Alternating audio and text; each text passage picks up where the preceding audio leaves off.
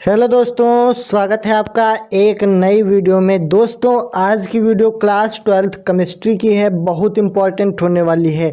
जैसा कि आप लोगों को पता होना चाहिए कि मैं आपको सिर्फ इम्पॉर्टेंट चीज़ें ही करवा रहा हूं, जैसे कि important numericals, important proofs, important reactions. उसी प्रकार से आज आपको इम्पॉर्टेंट क्वेश्चन करवाने वाला हूं, इसलिए वीडियो बहुत इंपॉर्टेंट हो जाती है। आप लोग क्या समझते हैं कि ये छोटा यूट्यूबर है, वीडियो अच्छी नहीं बनाता है। बस आप लोगों को करना क्या है, मैं दावे के साथ कह सकता हूँ, जितना मैं कंटेंट आपको प्रोवाइड कर रहा हूँ, अगर इससे बेहतर कोई प्रोवाइड कर दे तो यूट्यूब पर वीडियो बनाना छोड़ दूंगा, ठीक है। लेकिन वीडियो को आपको लास्ट तक देखना है, बस और कुछ नहीं करना। जितना मैं चीज़ें दे रहा हूँ वही आपको लिखना है। अगर डेफिनेटली पूरे 5 नंबर ना पक्के करवा दूँ तो नाम बदल दूंगा, ठीक है। तो बस आपको करना क्या है, वीडियो को लास्ट तक देखना है। जितना मैं बता रहा हूँ इतना तैयार करते हुए चलिए, ठीक। तो अगर चैनल पर नए हो तो सब्सक्राइब कर लीजिए ताकि इसी प्रकार की वीडियोज आपको मिलती रहें। बस आपको ध्यान लगाकर जितना मैं करवा रहा हूँ उतना तैयारी करना है भाई, विश्वास तो करो एक बार, ठीक है। तो आज की इस वीडियो में मैं आपको करवाऊंगा वैद्युत रासायनिक श्रेणी। तो यहाँ पर क्वेश्चन किस प्रकार से पूछा जाता है वो भी हमने लिख दिया है कि किस प्रकार से क्वेश्चन पूछा जाएगा।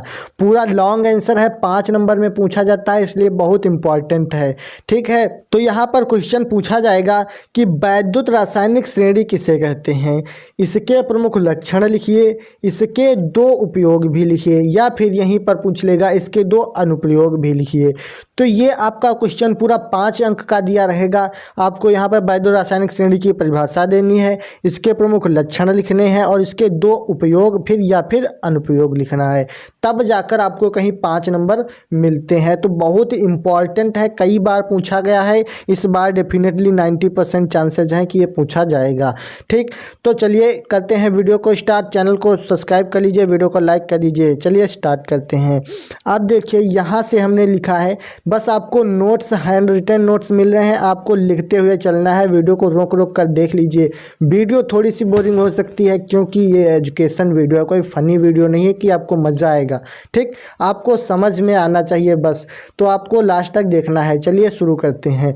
तो वैद्युत रासायनिक श्रेणी की परिभाषा क्या होती है। सबसे पहले वैद्युत रासायनिक श्रेणी की परिभाषा में हम लिखेंगे कि विभिन्न तत्वों को, क्या लिखेंगे, विभिन्न तत्वों को उनके बढ़ते हुए अपचयन इलेक्ट्रोड विभवों के क्रम में रखने पर जो श्रेणी प्राप्त होती है उसे ही विद्युत रासायनिक श्रेणी कहते हैं। देखिए बहुत इंपॉर्टेंट, कहने का तात्पर्य यह है कि बढ़ते हुए अपचयन इलेक्ट्रोड विभवों के आधार पर या क्रम में रखने पर, अपचयन इलेक्ट्रोड विभवों के बढ़ते हुए क्रम में रखने पर जो श्रेणी प्राप्त होगी उसे वैद्युत रासायनिक श्रेणी कहते हैं। क्या समझे आप कि अपचयन इलेक्ट्रोड विभवों के बढ़ते हुए क्रम में रखने पर जो श्रेणी प्राप्त होती है उसे ही विद्युत रासायनिक श्रेणी कहते हैं।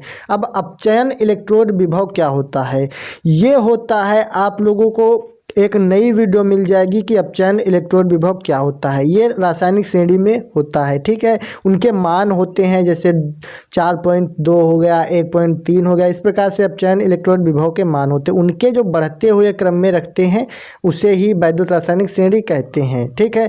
बस आपको यहाँ पे परिभाषा याद रखनी है। आगे आपको देखना है कि वैद्युत रासायनिक श्रेणी के लक्षण क्या होते हैं। जो मैं करवा रहा हूँ यही आपको लिखना है, बस आपको समझते हुए चलना है। अब इलेक्ट्रोड विभव नहीं पता है या अपचयन विभव नहीं पता है तो आप इसके लिए अगली वीडियो देख सकते हैं, ठीक है। फिलहाल यहाँ पे यही देखते हैं, ठीक। चलिए वैद्युत रासायनिक श्रेणी के लक्षण देखते हैं। वीडियो बोरिंग लग रही होगी लेकिन भाग कर नहीं जाना, बहुत इंपॉर्टेंट वीडियो है, ठीक है। देखिए वैद्युत रासायनिक श्रेणी के लक्षण क्या होते हैं। तो यहाँ पर वैद्युत रासायनिक श्रेणी के प्रमुख लक्षण निम्न हैं। तो निम्न कौन से लक्षण हैं, पहला है, थोड़ा सा बोरिंग लग सकता है, आगे वाले इंपॉर्टेंट हैं। देखिए पहले को ज़्यादा ध्यान मत दीजिए, इग्नोर कर सकते हैं। देखिए वैद्युत रासायनिक श्रेणी में मानक अपचयन विभव का ऋण चिन्ह यह प्रदर्शित करता है कि मानक हाइड्रोजन इलेक्ट्रोड से जोड़ने पर बने गैल्वेनी सेल का यह ऋण ध्रुव या एनोड है। ठीक है, वैद्युत रासायनिक श्रेणी में मानक अपचयन विभव का ऋण चिन्ह यह प्रदर्शित करता है कि मानक हाइड्रोजन इलेक्ट्रोड से जोड़ने पर बने गैल्वेनिक सेल का यह ऋण ध्रुव है, मतलब कि यह ऋण ध्रुव को प्रदर्शित करता है। ठीक है, मानक अपचयन विभव का ऋण चिन्ह क्या प्रदर्शित करता है कि बने गैल्वेनिक सेल का यह ऋण ध्रुव है। ठीक, गैल्वेनिक सेल का ऋण ध्रुव यह प्रदर्शित करता है। ओके, तो ये आप इग्नोर कर सकते हैं, ज़्यादा इंपॉर्टेंट नहीं है। अगले इंपॉर्टेंट है, ये देखिए समझिए। अगला इंपॉर्टेंट है, देखिए, जो धातुएं हाइड्रोजन की अपेक्षा प्रबल अपचायक क्या होती हैं, प्रबल अपचायक हैं, उनको रासायनिक श्रेणी में हाइड्रोजन के ऊपर रखा गया है। मोस्ट इम्पॉर्टेंट कहने का तात्पर्य यह है, जो धातुएं हाइड्रोजन की अपेक्षा, यानी कि एक तत्व हाइड्रोजन होता है या धातु बोल सकते हो, जो धातुएं हाइड्रोजन की अपेक्षा प्रबल अपचायक है, हाइड्रोजन से जो ज़्यादा अपचायक होगा उसको रासायनिक श्रेणी में हाइड्रोजन के ऊपर रखा गया है। ऐसा क्यों किया गया है? क्योंकि अभी आगे बताएंगे इसके अनुप्रयोग में। ऐसा इसलिए किया जाता है क्योंकि जो अधिक प्रबल अपचायक धातुएं होती हैं वो अपने से नीचे स्थित कम प्रबल धातुओं को उनके लवण के विलयन से विस्थापित कर देती हैं, इसलिए इसको ऊपर रखा जाता है। यहाँ फिलहाल समझते हैं कि जो धातुएं हाइड्रोजन की अपेक्षा प्रबल अपचायक होंगी, हाइड्रोजन से ज़्यादा अपचायक होंगी, उनको रासायनिक श्रेणी में हाइड्रोजन के ऊपर रखा जाएगा। इतना आपको समझ में आ रहा है तो थम्स अप जल्दी से आप लोग अंगूठा दिखाइए, लाइक कीजिए वीडियो को, कमेंट भर जाना चाहिए कि आपको समझ में आ रहा है। ठीक है, अगला देखते हैं, तीसरा नंबर पे पॉइंट आता है कि जो धातुएं हाइड्रोजन से दुर्बल अपचायक हैं, यहाँ पे क्या थी, प्रबल अपचायक, यहाँ पे है दुर्बल अपचायक। क्या है, जो धातुएं हाइड्रोजन से दुर्बल अपचायक हैं उन्हें श्रेणी में हाइड्रोजन से नीचे रखा गया है। कहने का तात्पर्य यहाँ पर आप समझ रहे होंगे, यानी कि आप अलग से देखिए, ये एक हाइड्रोजन है, इससे जो प्रबल अपचायक होगा उसको यहाँ पे लिखेंगे, इससे जो दुर्बल अपचायक होगा उसको यहाँ पे लिखेंगे। वही यहाँ पे कह रहा है, जो धातुएं हाइड्रोजन की अपेक्षा प्रबल अपचायक हैं उनको श्रेणी में हाइड्रोजन से ऊपर रखा गया है, और जो धातुएं दुर्बल अपचायक हैं उन्हें श्रेणी में हाइड्रोजन से नीचे रखा गया होगा। Is that clear? इतना आपको समझ में आ रहा है? अगर समझ में आ रहा है तो थम्स अप कीजिए जल्दी से, सब लोग कमेंट कीजिए कि समझ में आ रहा है। चलिए आगे देखते हैं। दोस्तों वीडियो बहुत इंपॉर्टेंट है, इसलिए थोड़ी सी बोरिंग आपको ज़रूर लग सकती है, लेकिन डेफिनेटली आपके 5 नंबर पक्के करवाएगी। जितना मैं करवा रहा हूँ वैद्युत रासायनिक श्रेणी से, इससे बाहर कुछ भी नहीं पूछा जाएगा। ठीक है, चलिए देखते हैं पॉइंट नंबर 4 क्या है कि इस श्रेणी में हाइड्रोजन का मानक अपचयन विभव 0 वोल्ट माना गया है। ये बहुत इम्पॉर्टेंट है, पूछा जाएगा कि हाइड्रोजन का मानक अपचयन विभव कितना होता है, तो यहाँ पर आपको 0 माना गया है। क्यों माना गया है? इस श्रेणी में क्या है, हाइड्रोजन का मानक अपचयन विभव 0 वोल्ट माना गया है, क्योंकि अभी आपको पता चला कि ये मान लिया एक हाइड्रोजन है, इससे जो अधिक अपचायक होगा उसको यहाँ पे, जो कम अपचायक होगा उसको यहाँ पे, इसलिए ये क्या है, सेंटर पॉइंट है, यानी कि 0 है। इससे ऊपर बढ़ेगा तो अधिक अपचायक, इससे नीचे बढ़ेगा तो कम अपचायक, इसलिए इसका मान 0 माना गया है। ठीक है, आगे देखते हैं, बहुत मोस्ट इम्पॉर्टेंट, ये भी कभी कभी शॉर्ट में भी कई बार पूछा गया, शॉर्ट आंसर यानी कि लघुत्तरी या अति लघुत्तरीय प्रश्नों में पूछा गया, 2 नंबर में भी अलग से पूछ लेता है। क्या कहता है कि वैद्युत रासायनिक श्रेणी के अनुप्रयोग लिखिए। ये आपको अति लघुत्तरी में 2 नंबर में क्वेश्चन भी मिल जाता है, इसलिए इसको भी देख लेते हैं।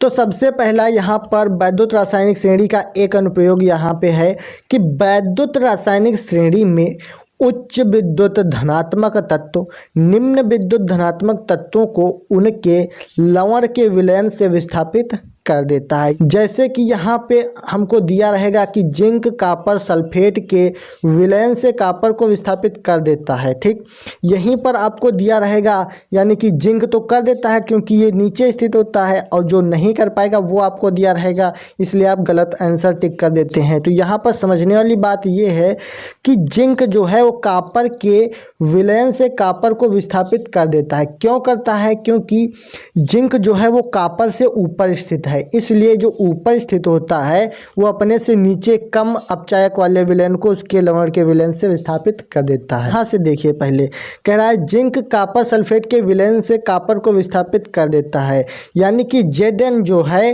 वो कापर सल्फेट CuSO4 के विलयन से कापर को विस्थापित करेगा। तो यहाँ से क्या होगा, ZnSO4 हो जाएगा प्लस Cu बन जाएगा, यानी कापर यहाँ से अलग हो जाएगा।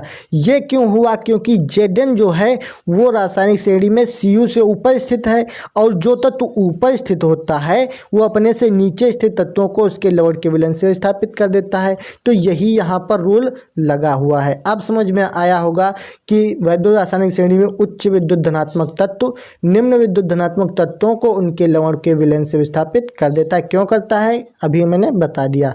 Is that clear? इतना समझ में आ गया होगा। चलिए आगे बढ़ते हैं। देखिए अगला पॉइंट है कि वैद्युत रासायनिक श्रेणी में आयरन से नीचे स्थित धातुओं के ऑक्साइडों का हाइड्रोजन द्वारा अपचयन हो जाता है। यहाँ पर कहने का तात्पर्य है अपचयन हो जाता है, यानी कि इस हाइड्रोजन के द्वारा अपचयन हो जाएगा। तो उम्मीद करते हैं इतना आपको समझ में आ गया होगा। दो नियम होते हैं, यानी कि अनुप्रयोग होते हैं, ये बहुत इंपॉर्टेंट हैं। श्रेणी के उपयोग इंपॉर्टेंट हैं और आपको श्रेणी की परिभाषा याद होनी चाहिए। तो इतना ही अगर आप लिख देते हैं, टोटल आपके 5 नंबर पक्के हो जाएंगे। तो उम्मीद करते हैं आज की वीडियो आपको अच्छी लगी होगी। अगर वीडियो अच्छी लगी है, ज़रा सी भी हेल्पफुल लगी है, तो वीडियो को लाइक करके चैनल को सब्सक्राइब कर लीजिए और नोटिफिकेशन को ऑल पर सेलेक्ट कर लीजिए। चलिए आज की इस वीडियो में इतना ही, मिलते हैं नेक्स्ट वीडियो में। तब तक के लिए जय हिंद, वंदे मातरम।